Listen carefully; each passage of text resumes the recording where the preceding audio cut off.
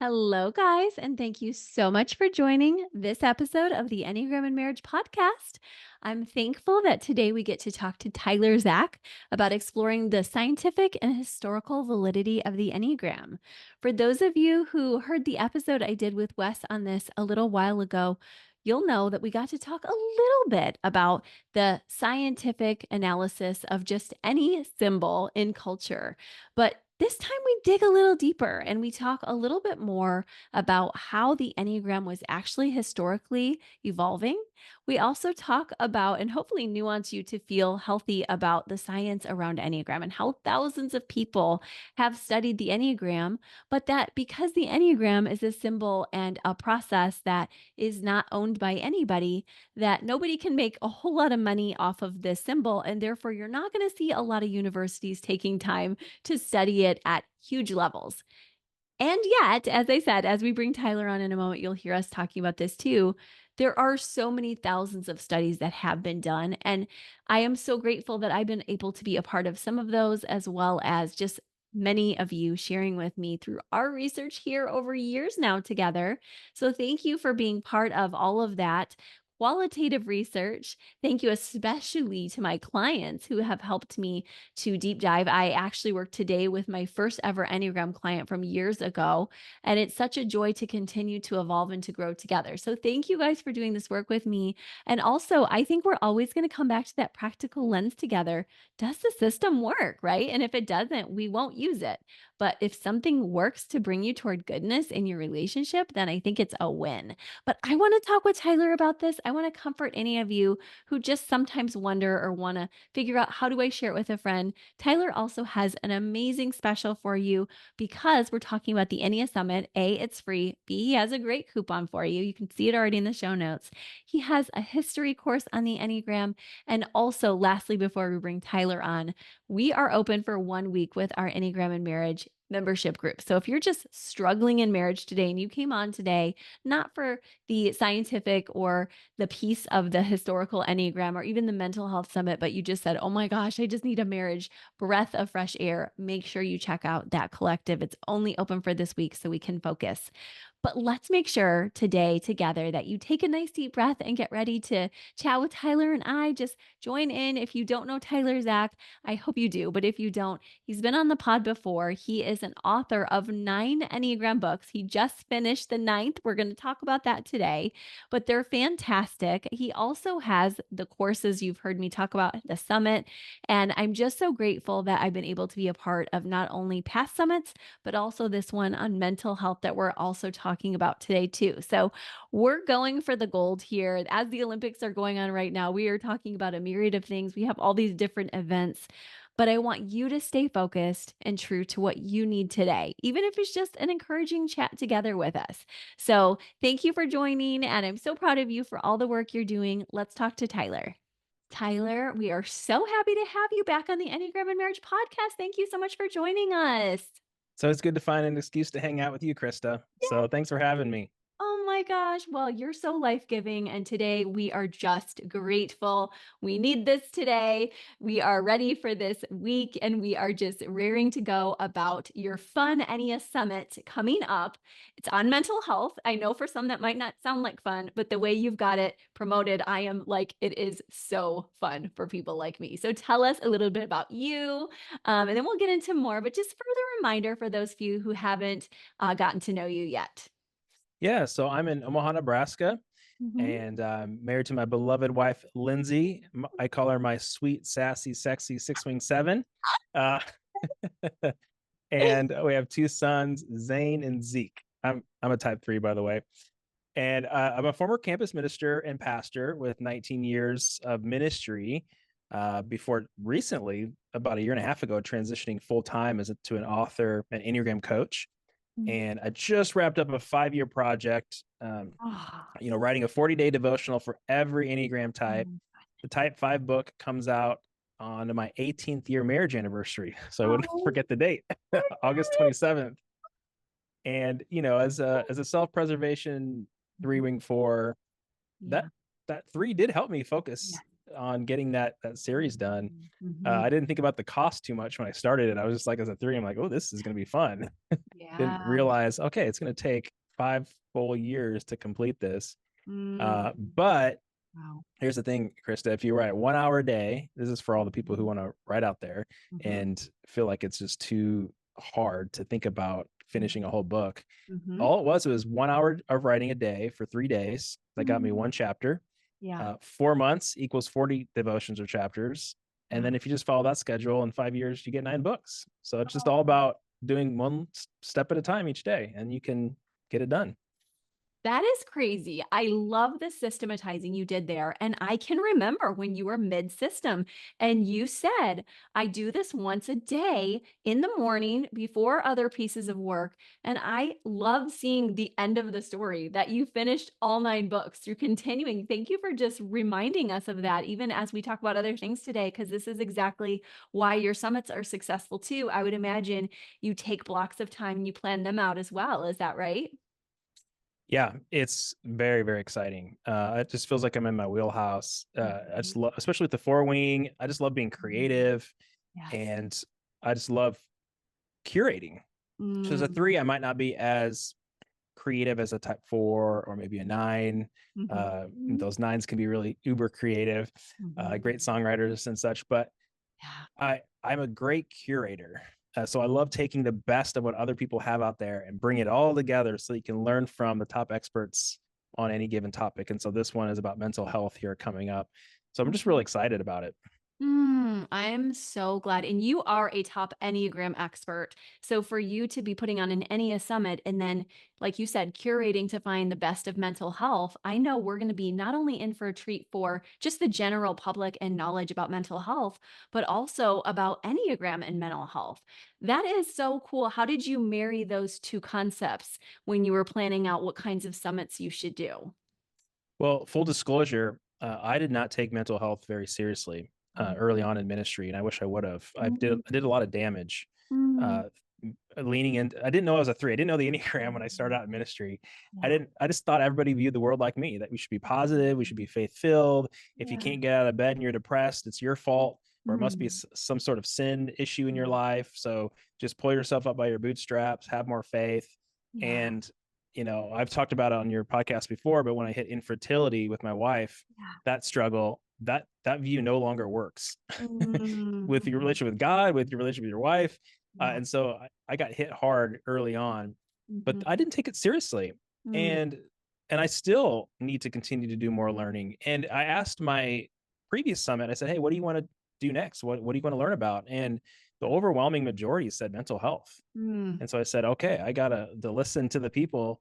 mhm, And it's been so helpful. I just really wish I would have mhm. thought of this idea on my own, Yeah. because I've been learning a lot about ADHD, about myself, about my kids, Mm, learning things I'd never known before. And I realized that a lot of us Enneagram coaches that aren't therapists like you, Krista, can think that we know a lot about how to help mm, people when there's certain issues like mental health disorders that we cannot treat, that we should not mm, be treating. And so mm, I made an effort to get the majority of main speakers, there's 28 main speakers, to get the majority of them mm, or have the majority of them be licensed. So having licensed professionals teach us, and there's mhm. just a few exceptions to that. Yeah. But in large part, the majority are licensed professionals that also are experts in the Enneagram. So it's just Mhm. great training. Yes. Oh my goodness. That really helps people to see this is not amateurs taking over a huge topic. You're actually realizing people in all kinds of fields, need it because you just thankful to you just for being vulnerable, by the way, sharing that even pastoral ministers can sometimes miss this huge area. But also just the people who are speaking about it are some of the foremost experts, two of which are Dr. Kurt Thompson, Dr. Dan Siegel. These are some probably the biggest names in mental health, especially around some of the faith communities. Can you tell me a little bit about what it was that drew you to making sure that they could be part of the summit? I'm just so excited for them. Yeah. And by the way, everyone needs to make sure they go register for the NE Summit. I think we have nearly 2,000 people signed up so far. And you're one of the featured speakers, Krista. So it's great to have you as an expert come on. And we're going to be, correlating Enneagram types with different mental health diagnoses. Mhm. And we talked about that before. And I first found that episode on your podcast, and I was like, oh, Krista's done some work here. Oh. And the summit just really builds off of what you've already done. It is Mm, exploring the patterns between our personalities and mental health. And so people need to go register because it's free for 4 days, mm, um, and August 13th through the 16th. And I believe mhm. you can just drop a link below and people can click on your link to get there. Yes. But really, it's about how we can use that knowledge to give ourselves self compassion and then give others empathy. So that's what the whole summit is revolved around: is self compassion and empathy. Mm, And that's why I'm bringing the 28 main speakers.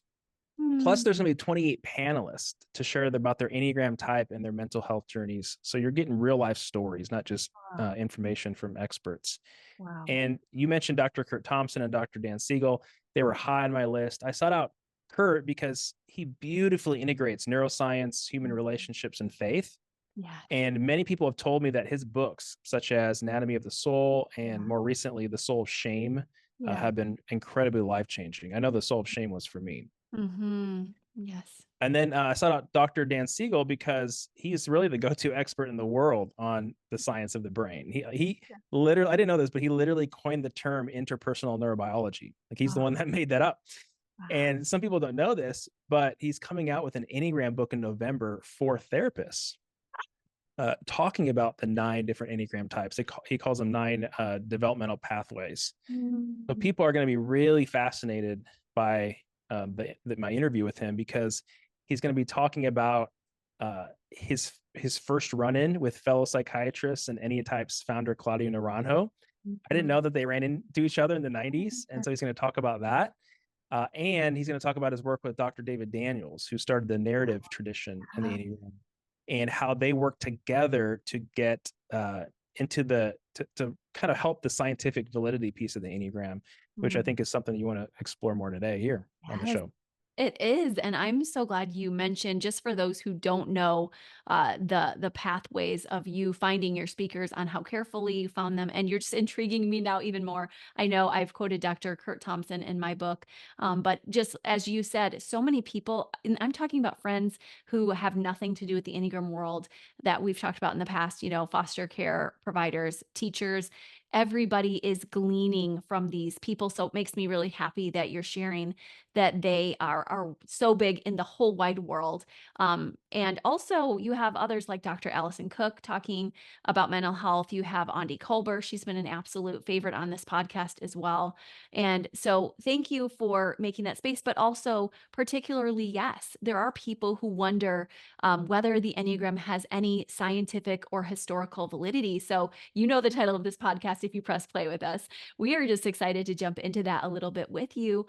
Can you tell us a little bit about why people tend to struggle, and a little bit about what we can do when we're confronted with people who say, does the Enneagram have any scientific validity? Yeah, this is a really big one, Krista. Mm. And if I can get through and prove to people that to Christians in particular, that the Enneagram is not demonic, Mhm. uh, that's usually their next go-to. When they're Yeah. like, okay, Yeah. maybe it's not demonic, but it can't be scientifically validated. That's always the next thing that we talk about. Yeah. So I want to talk about a few different barriers, and we can sort of double click on any of these that you want. But one of the barriers is that there's still a bias towards the Enneagram in academia, and Mm. this is what I talk about with Dr. Siegel on the summit. Yeah. Every time he says we tried to publish a peer review paper on using the E word, he says, the Yeah. Enneagram, Yeah. the academic papers would turn us down and say there's no science behind the Mm. Enneagram. Like, Yeah. we're not going to publish your non-scientific paper. Yeah. And Dr. Siegel said, well, that's why we're trying to publish this.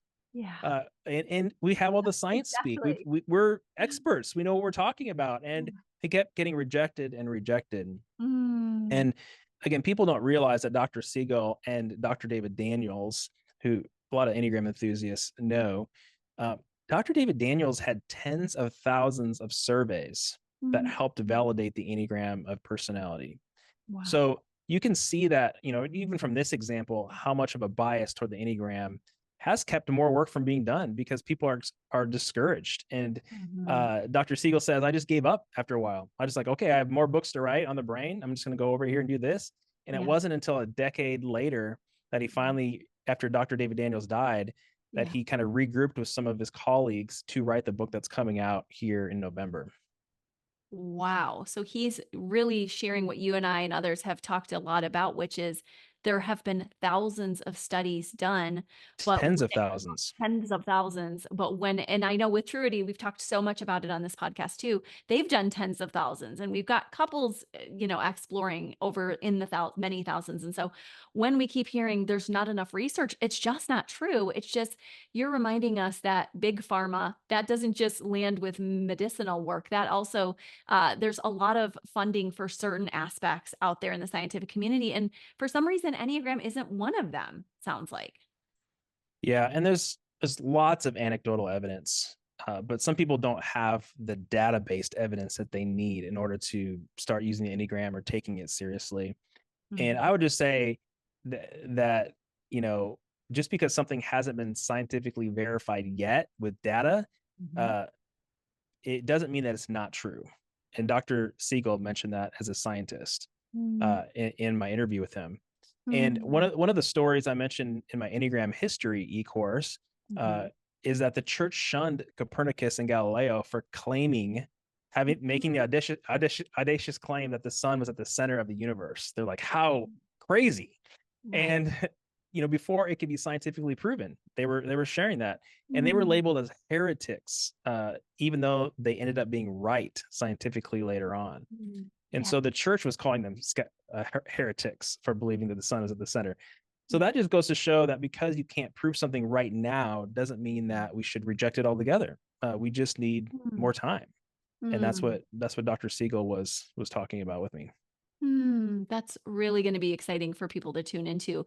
You've interviewed him, but we're going to get to see that at the summit. And I think that you're really keying us in on the fact that we have to look at learning and pull back much bigger. And thank you for mentioning. I want to ask you about history too in a moment, but just when we look back at the fullness of the scientific process throughout history, we see that it takes time for people to understand various aspects. Sometimes there's even a spiritual component as can complicate things here, as you mentioned with Galileo and Copernicus and the church. And now, again, here we've had some flack from somebody just naming it randomly out there that it's a demonic force. Once again, that rumor surfaces, and then you have a lot of people who are in fear and not willing to do a deeper, cleaner thought process. So I love that you have somebody who's tackling that with us. You're actively talking about that during this summit, right? Yep. And we talk about a few other things on the summit. Another barrier to scientific validation is funding, and I talk Mhm. about that in my interview with Danielle, who was Mhm. on your podcast. Yes, I love that She song. she started the Instagram account Scientific Enneagram, Mhm. and does some science experiments, and or science, I should say scientific studies. Mhm. She also probably does like science experiments, but Yeah. she came on your podcast, and it was brilliant. I loved how she Mhm. was talking about the results of some of her findings of doing studies with 1,700 people. And Mhm. we talked about funding, which I also talk about in my e-course as well. And people don't realize that like no one owns the Enneagram. Right. So that, I mean, I'll just repeat that because that's a big deal. No one owns the Enneagram. Mhm. And Mhm. so if you're a company like Gallup, and which is right here in Omaha, and Mhm. you're creating the Strengths Finder book and you have the potential to earn millions of dollars, then it would be advantageous to spend few million dollars on research and development, on R&D. Yeah. If you are a company and develop a tool with the potential to gain a lot of money, then it makes a lot of sense to invest lots of your money because you're going to make it back, right? Mm. Mhm. However, if I or you, Krista, decided to Yeah. spend a few $1 million tomorrow on an Enneagram study to Yeah. give Krista a whole lot of people, Yeah. sorry, to give Danielle a whole lot of people for Yeah. a scientific study, Yeah. like we're not going to make that money back. Right. And so that's one of the reasons why the Enneagram hasn't been validated on a Mhm. level that skeptics want. It's like Danielle said Mm. it. Like I would love to have more than 1,700 people. I'd love to have 17,000 people. I just don't Mhm. have the funding. Right. And so that people need to realize that is a barrier that exists. If we had more Mhm. money, Mhm. we would be able to do a lot more. Yes, but even places like Truity, who have tested thousands and have more in their pocket to do that with their millions of test takers each month, they too have run up against the stigma. So I think it's important people do their thinking for themselves. And you had a number that it was about 80% of people where, when tested, and maybe you could tell us more about that, said that the Enneagram was a fit for them. So whether it's anecdotal or these large sums of research that have already been done, it sounds like the Enneagram, and I can attest from personal experience, has already made a difference in so many lives, right? Yeah, as Dr. Siegel said in my interview with him, 80% of the respondents said that they could see themselves identifying with one of the nine patterns, nine types, Mm, and which is a big, it's a large percentage. And he said mhm, 20% said, maybe 10% said they couldn't identify with any of them, and mhm. then 10% said that they could kind of identify with all of them, which means that they're probably all the type nines. Yeah, yeah, because we know names do that. So I mean, Yeah. that 20%, maybe 10% just need more self-awareness, uh, Mhm, a little more time to identify with one more than the other. mhm, Um, or and part of that 10%, he said they identified with more than one. So maybe they a couple different types, which totally makes sense. But then mhm, that 10% says they kind of identify with all of them. But yeah, as we mhm, know, type nines, usually when they're taking the test, they score high on all of them because they can mhm, see themselves in all of those. mhm, So the percentage is there, and he's talking about the tens of thousands. I think they got up to 50,000 people or so. I'm not sure what Trudy has done, but mhm, he said, as a scientist, as a skeptic himself, this blew him away because he was very, very skeptical in the beginning. But as he began to do more mhm. research with Dr. David Daniels, it was just overlapping with the findings that he had already done apart from the Enneagram as a scientist. Wow. So uh, it's amazing. And yet, like you said, we have tons of anecdotal evidence Mm, today, yeah. story after story of people that are being helped with the Enneagram. And Mm, it's just gonna, it might take some more time to identify your type, and that's okay. Because mhm, one of the last barriers that Danielle and I talk about, which I know resonates with you, is that the Enneagram is just different than the Myers mhm, Briggs, the Big Five.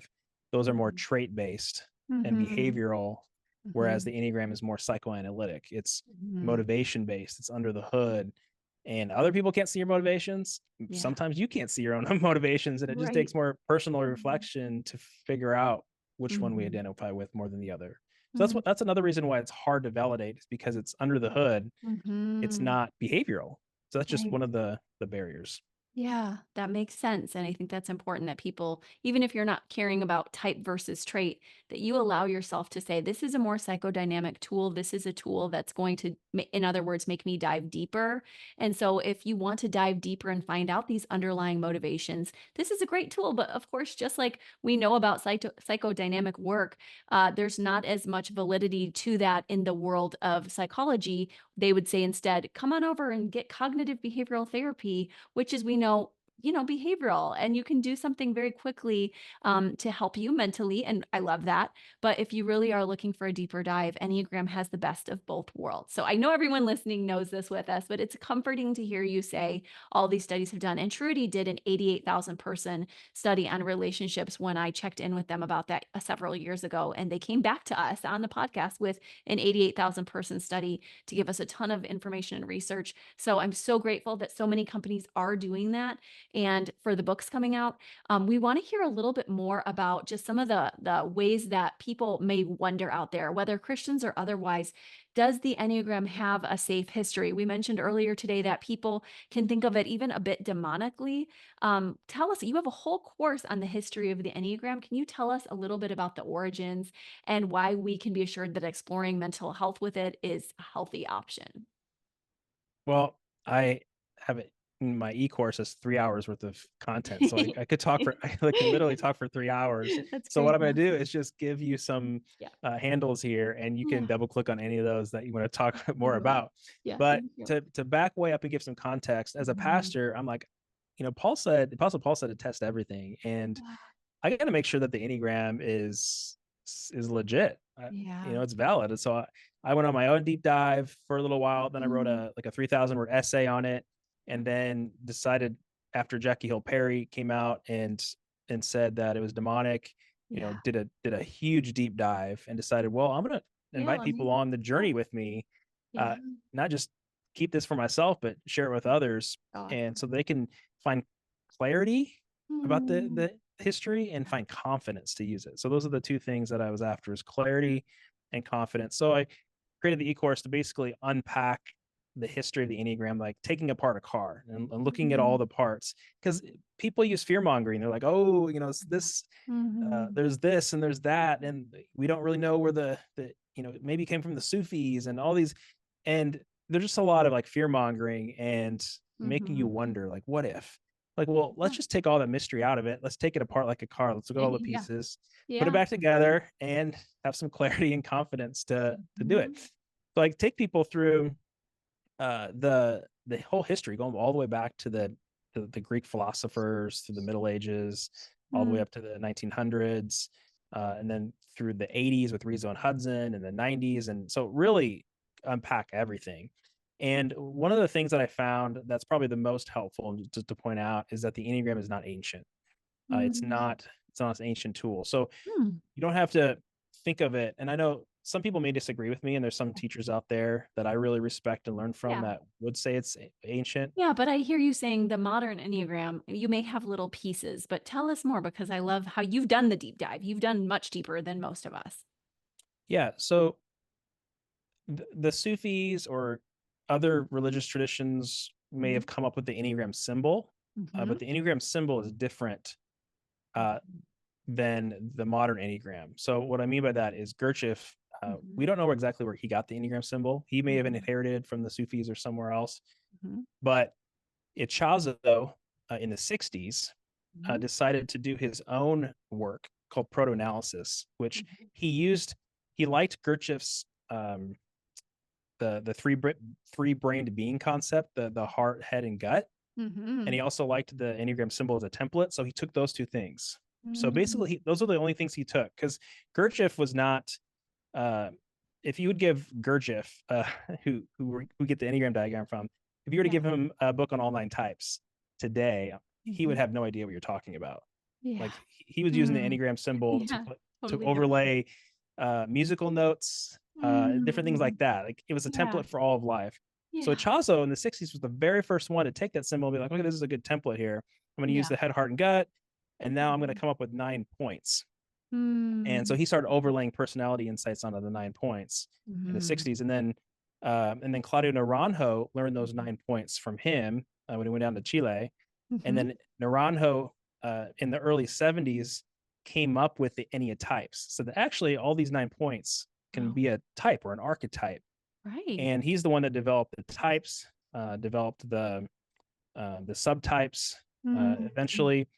And Mhm. so, and he wasn't just a new age guru that was coming up with the Enneagram personality types, through listening to demons or spiritual, automatic writing. Right. He was well trained. He was Right. on the He was leading using edge his of personality psychiatrist. theory, Yeah. and he's a psychiatrist. He was at Yeah. Berkeley. He was Yeah. at Harvard. All these Mm. these schools, and so he Mm. was taking all that he had learned in his studies, and then Mhm. to develop Achazo's 9 points, basically. Mm. And Mhm. so it's the first point is that it's modern psychology. It's not occultist spirituality. That's what I want people to Right. do. Yeah, I'll stop there. Does anything No. resonate, or is any of it Mhm. helpful?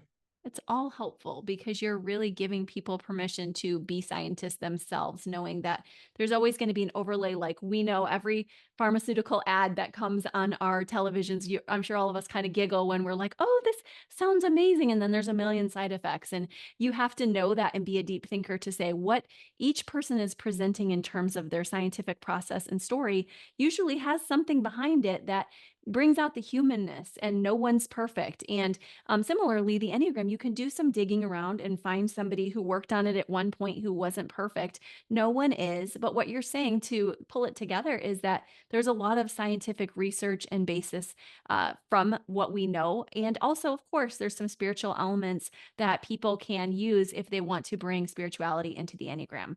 And I love that you made sure this could be something helpful and healthy if you have a faith life life. I know we share a Christian faith life, and you realize, no, this is a great tool for us to research to actually see. And this is where I just pity anyone who misses out on it is we get to see some of our traits that we need to work on. And in marriage, at least, that's really hard to see because of our heuristics that we all bring into marriage, these quick analyses of you're bad, I'm good, you're wrong, I'm right, you're the villain, I'm the hero. So we're really getting something great here, and I don't want to lose that. So thank you for just reminding us it's safe, it's historically sound, and that there's reasons why it's not super validated in science, but it is in terms of a generality. So thank you for sharing all this. Wow. Yeah. Yeah. I can keep going all day if you wanted to. Yeah, well, I Just do, but I want to bring people to some of the other pieces of the conference too, if that's okay. for sure. Ah, okay, because this is really another big piece of, I think, why people might want to sign up for the conference. If you're struggling with mental health issues of any kind, tell us what we might be able to expect from speakers, because we're just hearing the words Ennea Summit and mental health. We're moving fast through the world.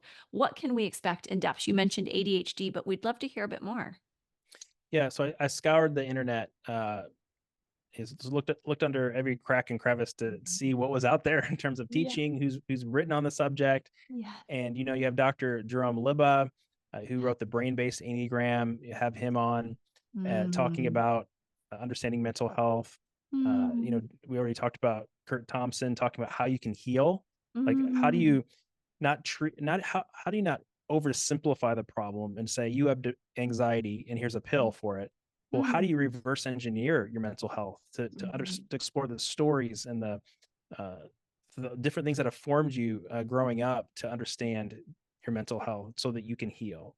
Mm. You have an Enneagram informed approach to trauma, who Mm. by Sharon K. Ball. You have Mm. how anxiety shows up in every type.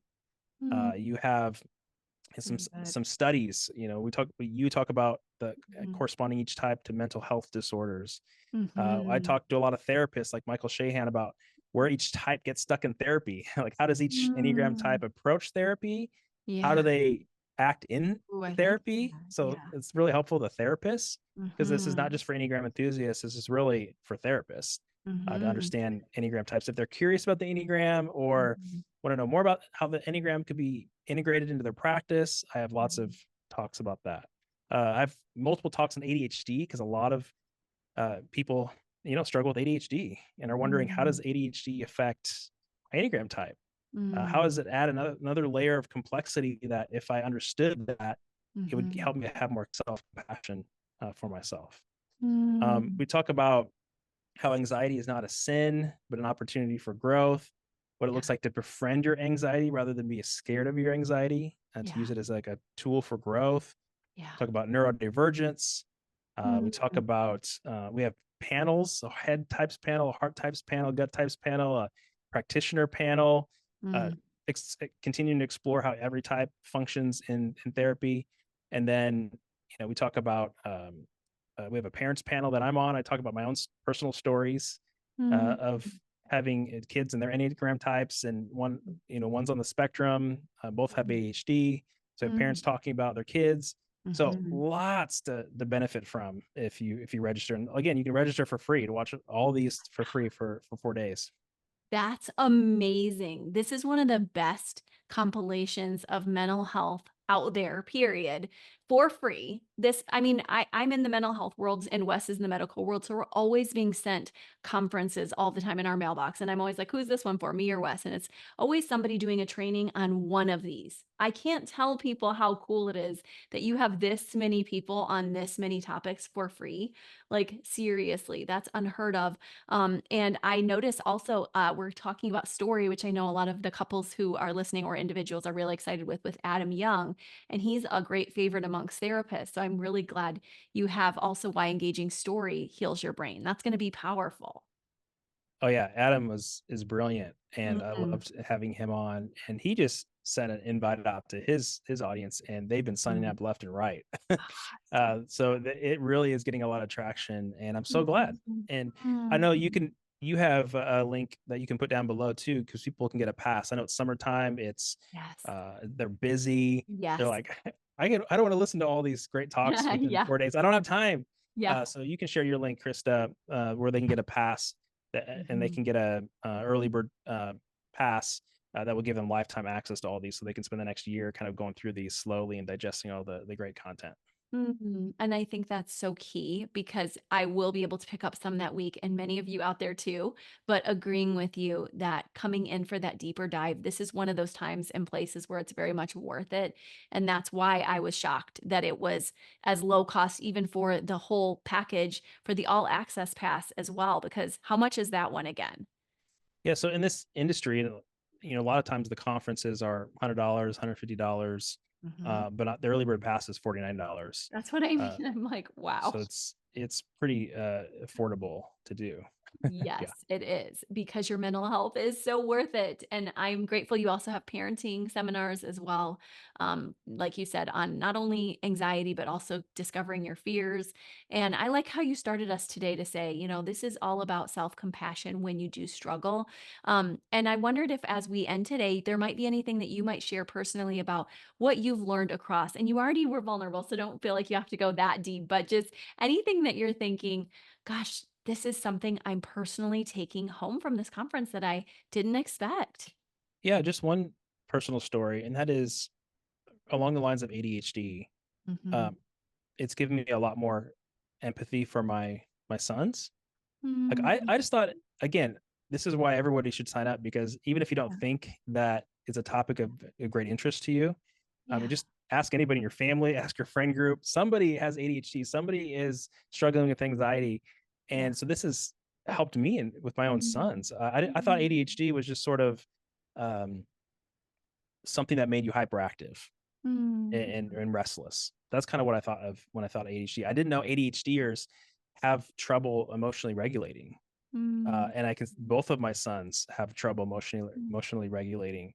yeah. So there's just things like that I'm learning about my sons, or like ADHD. Uh, People have a hard time oversharing or not oversharing, and that's given me a lot more compassion for my dad. And uh, Mm, I told my friend who was on one of the panels, I wish I would have known more about ADHD 4 years ago when I met you, when I worked with you in the church, because I felt like I could have been a better friend knowing wow. that ADHD was causing some of these struggles for you. Yeah. It's just so easy to assume that there's Mm, immaturities, mhm, if somebody's having a hard time emotionally regulating, yeah. and so on and so forth. So it's given me a lot of compassion and empathy for my family members, for my friends. So that's just one personal takeaway that I've Mhm. had so far. Wow. Thank you for sharing that. I hope that it can lend itself well to heal a lot of relationship wounds that people are carrying about their spouses, about their extended family. Often, of course, the work I do within my field, and I know you do a lot of pre-marriage as well and marriage, but just even the extended family on the other side, where you're kind of wondering, how are these in-laws here and in this space? And it's really helpful to learn, people come with a story that's patterned for many years with epigenetics, and to be able to have some awareness on how to be compassionate, how to carry it on. It's not just for ourselves, but those people that are in our lives so that we can set the right boundaries, but also show the love, right? Exactly. You got it. That's it. Oh my goodness. Okay, so you guys can go to the right here in the show notes and get your passes. You can also head over to Tyler's website and find out you have all of these talks and more that you just named at the website as well, right? Yeah, so they can just if you're watching, you can follow Krista's links to the Ennea Summit, and then you can always go to tylerzock.com anytime you want. If you go to tylerzock.com/free, those are my freebies. So if you want to check out the Um, 40-day devotional or test drive it before buying the book on Amazon, you just want to get a feel mhm. for it.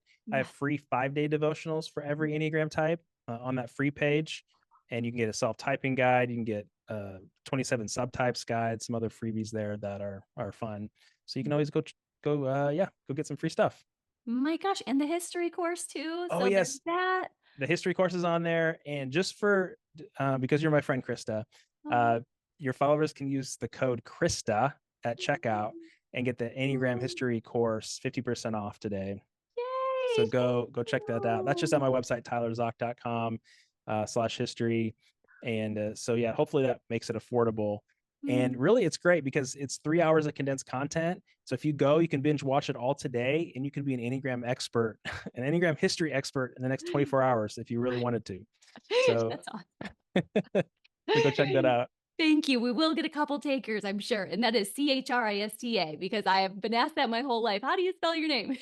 So Yes. thank you so much. This is such a special time. We have covered a huge amount. There's so much more waiting for you guys, but thank you, Tyler, for sharing this time with us. We're so grateful. Congrats on all 9 books being done. They're amazing, guys. I love these books. So grateful for you, the conference, all you're doing with Balance, too. Thank you. Thank you, Krista. It's good being your friend, and it's good learning from you as a professional, Enneagram professional and therapist. And so I'm just really appreciative of you. Mm.